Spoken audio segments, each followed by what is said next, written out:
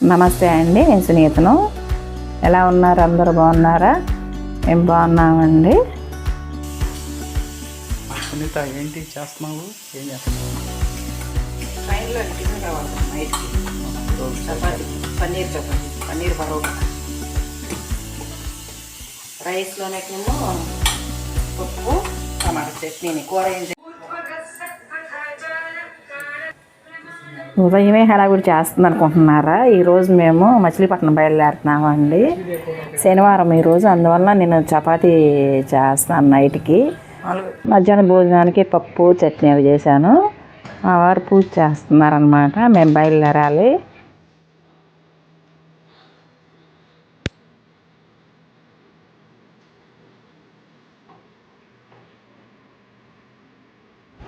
మా మాధవీను మా తమ్ముడు వాకింగ్కి వెళ్ళారండి. ఇంకా రాలేదు. చిన్నపాప ఆరాధ్యంకి లేకలేదు. ఎన్నాళ్ళున్న ఉగాది పండుగ వస్తుంది కదా, ఇంటికి వెళ్ళాలి అని మేము బుక్ చేసుకున్నాం అన్నమాట టికెట్లు ట్రైన్కి. సరే, ట్రైన్ 1:45 ఇంకా అందుకే నేను పొద్దున్నే స్నానం చేసి హడావుడిగా టిఫిన్ అవి రెడీ చేస్తున్నాను అనమాట. అన్నీ ప్రిపేర్ చేసేసుకొని బయలుదేరదాం. బయట ఫుడ్ పెద్దగా ఇష్టపడరు మా వారు, అన్ని ఇంట్లో చేయాల్సిందే.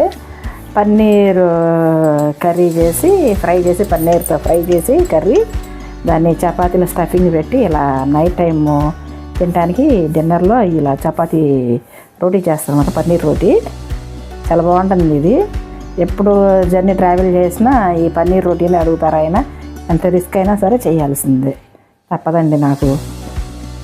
ఇలా అన్నీ ప్రిపేర్ చేసుకుని వంట అది చేసేసి వాళ్ళు వచ్చే లోపల 9:30కల్లా మేము మొత్తం కానిచ్చేసి రెడీ అయిపోయాం.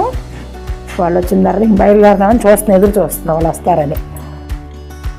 వాకింగ్కి వెళ్ళారు కదా వాళ్ళు, 1 గంట అయింది.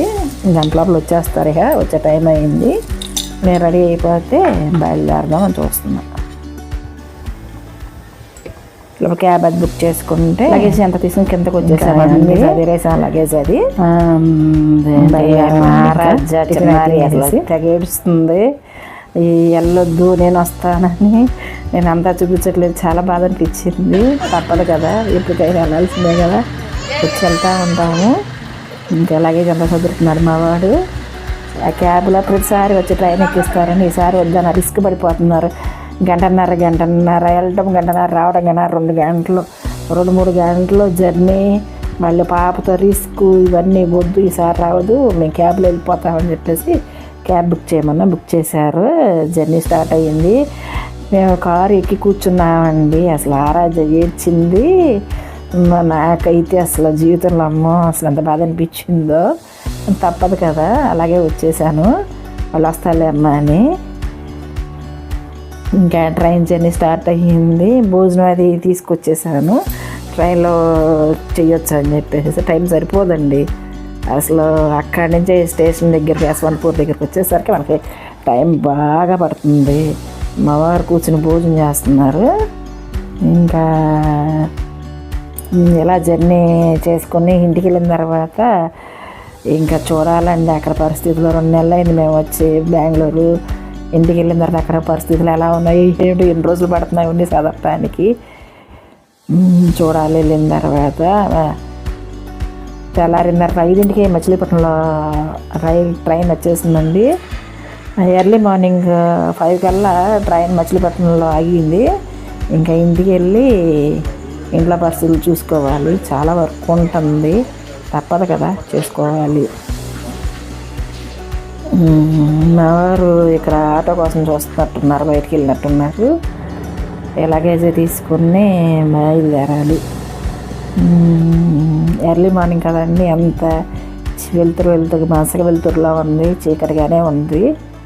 ఈ వెళ్ళంగానే కాఫీ కావాలి కాబట్టి పాల ప్యాకెట్కి వెళ్ళారు ఆయన. పాల ప్యాకెట్లు తీసుకుని ఇంటికి దగ్గరలోనే ఉన్నాములేండి, ఒక 5 నిమిషాల్లో వెళ్ళిపోతాం.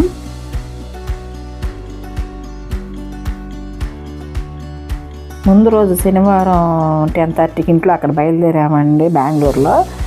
ఈ మచిలీపట్నం వచ్చేసరికి 5:15 అయ్యింది మార్నింగ్. మమ్మల్ని దించిన ఆటో కూడా రిటర్న్ వెళ్ళిపోతుందండి. లగేజ్ అందుకే ఇక్కడే వదిలేసి మా వారు లోపలికి వెళ్ళిపోయారు ముందే. ఎలా ఉందేంటో చూసుకుంటున్నారు. బాగా ఆకులు అవి పడి బాగానే ఉందండి. వర్క్ చేస్తూనే ఉంటారు, చుమ్ముతానే ఉంటుంది, అయినా సరే పడతా ఉంటాయి కదా. ఇంకా ఇంటికి వచ్చేసరికి నాకు ఆనందం అనిపించింది. 2 నెలల తర్వాత నేను ఎప్పుడు ఇళ్ళాళ్ళు ఉండనండి, మహారాజు కోసం ఉంటాను. ఇల్లంతా బాగా నీట్గా బాగుందండి. దొడ్డువైపు పెరట్లోనే బాగా ఏపుగా మొక్కలు పెరిగిపోయినాయండి. కోతులు అవి బాగా వచ్చినాయి అంట. అవన్నీ ఎక్కి తొక్కేసి కొంచెం చిందర చేసినాయి అంట. పాపం అతను మా బంధువులు అతన్నే శివ బాగా హెల్ప్ చేసి పెట్టాడు పెద్ద మనసుతో. మేము ఇలా ఊరు వెళ్తామంటే నేను చేసి పెడతాలే, మొక్కలకి వాటరింగ్ అది నేను చేసి పెడతాలే అని తను నాకు ఇంట్రెస్ట్, పర్వాలేదు నేను చేస్తాలే ఖాళీ ఉన్న టైంలో వచ్చి మార్నింగ్ కానీ ఈవినింగ్ కానీ వెళ్ళరండిలే పాప కోసం అని చాలా పెద్ద మనసుతో హెల్ప్ చేసి పెట్టాడండి మాకు. పెరట్లో అంతా శుభ్రం చేసుకున్న తర్వాత చాలా నీట్గా తయారైందండి. ఒక 2 గంటలు పడుతుంది ఇవన్నీ చేసుకోవాలంటే మాకు రాగానే. ఇంత నీట్గా చేశాను. వంత నేను మా వారు కలిసి వంత ఎత్తేసేసి శుభ్రం చేసుకున్నాం. పూలు అవి బాగా పూసినాయండి. నుంచి రోజు డైలీ లైఫ్ రొటీనే. ఇంకా బయట పని చేసుకుని ఇంట్లో పూజ చేసుకుని మామూలే. మా అమ్మ పంపించింది టిఫిను మార్నింగ్. నెక్స్ట్ డే మళ్ళీ 2 రోజులు రెస్ట్ తీసుకుని రేపు పండుగ ఉగాది అనంగా మళ్ళీ దేవుడి గది శుభ్రం చేసుకుని దేవుడి ప్రతిమలు ఫోటోలు అన్నీ తీసి అంతా క్లీన్ చేసుకుని వాళ్ళందరికీ బొట్టు గంధం అన్నీ పెట్టి అన్నీ పండగకి ఏర్పాటు చేసుకున్నానండి. అందుకే నేను 3-4 డేస్ ముందే వచ్చేసేసి ఇవన్నీ చేసుకోవాలి కదా. ఉగాది అంటే కొత్త సంవత్సరం మొదలు కదా. నాకు దేవుళ్ళన్నా పూజలన్నా మొక్కలన్నా బాగా ఇంట్రెస్ట్ అండి. మీకు ఎంతమందికి ఇలా ఇంట్రెస్ట్? ఏదైనా మనం చేసుకునే ప్రతి పనిలోనూ ఆనందం ఉంటుందండి.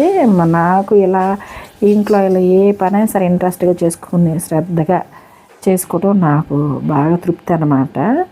మా వారు నాకు బాగానే హెల్ప్ చేసి పెడతారు. ఇవన్నీ శుభ్రం చేసి ఒట్టు గంధాలన్నీ పెట్టి ఇలా అలంకారం చేసి మళ్ళీ ఆ రోజు పూజకి సిద్ధం చేశాను. తెల్లారి ఉగాది కదా. మీ అందరికీ ఉగాది శుభాకాంక్షలు అండి. ఉంటాను. బాయ్. మీ సునీత.